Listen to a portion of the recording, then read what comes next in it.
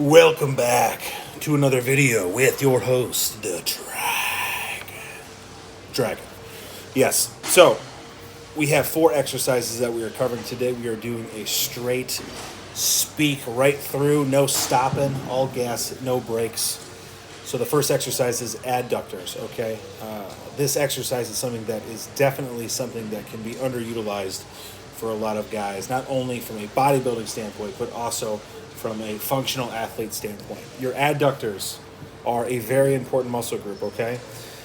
They keep the hips and knees balanced, and it creates a natural alignment during these athletic motions. So without your adductors being nice, strong, and muscular, you're looking at decreased athletic performance and increased risk of injury. And as you guys know, that is no bueno for your lower back.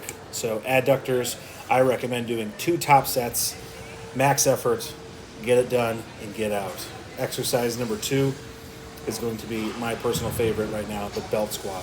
When I first started this movement after injuring my back, I think I was doing potentially 45 pounds on each side. For today, we are doing 3 plates on each side for a top set. I'm pretty sure the rep count I was aiming for was 10 to 12.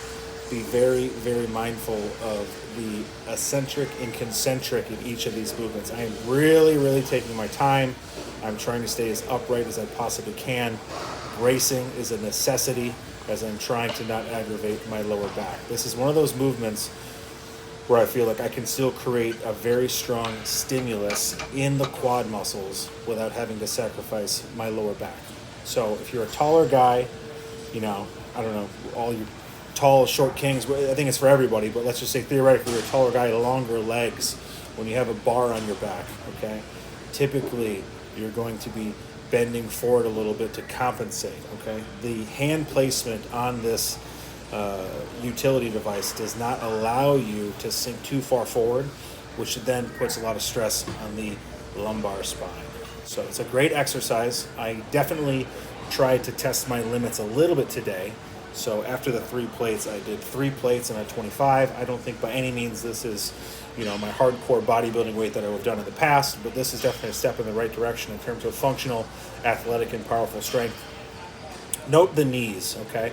As I'm coming downwards, I'm trying to be very mindful of knee flexion, and I'm trying to squeeze my quads as hard as I possibly can. Now, I could do a lot more weight, obviously, if I started, throwing my glutes into it and also utilizing my upper body to pull myself up through the movement, but that's not the goal. The goal is large, juicy quads, okay?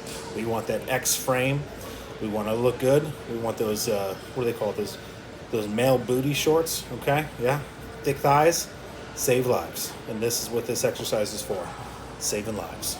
And like I said, double win if you don't hurt your back. That's a win-win for everybody. So that's the belt squat.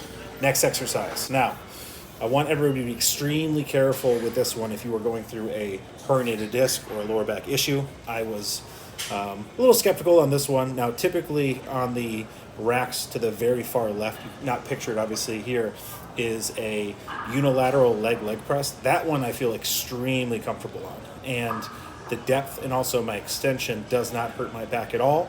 This specific movement, I'm not allowed to extend my leg perfectly straight without getting a little bit of a pinging sensation in my left sciatic nerve root. So, I will say, for all intents and purposes, the goal here is to drive blood to the quad. You just did a nice, hard belt squat, so you have some myofibrillar disruption.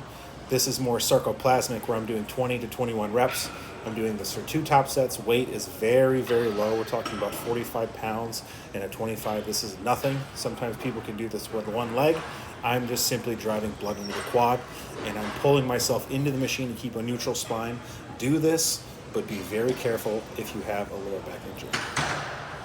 Next exercise, a classic. Now, this one took me a while to be able to be performed effectively because any extension in my left leg, as I said before in the leg press, did cause a little bit of a negative feedback loop for my lower back injury. So still similar situation. I'm getting a lot more length in the extension. Am I completely parallel to the floor? Not yet, but I'm still able to squeeze quad really effectively. And as you can see towards the end of the rep, with the way the camera angle is, you can see a lot of stimulation going on in both quads. Sometimes I will do single leg. In this particular occasion, I did 2. It's a long day in the gym. I wanted to get in and finish this workout. So now we're going to failure. Reps are definitely starting to become difficult, but I can't extend all the way. And boom, that's what a finisher should look like, okay? Last one on the leg extension. Like I said, guys, we're doing 2 top sets of every single exercise. There are 4 exercises in this particular day. I think if you replicate this exact workout, things that you want to be mindful of is intensity, going to maybe 2 or maybe 1 rep shy of failure, but also read your body language. If there's something that's causing distress, cancel that, okay? That maybe not for you. Now I'm trying to put out content of the things that I'm doing, and as you guys know, I'm the one suffering from the herniated disc. I would never recommend or tell you that these are completely safe and effective. This is just what's working for me. So if you want to try it, give it a go. And if it doesn't feel good, shut it down. But that's all from the Dragon. We will see you next time. Dragon out.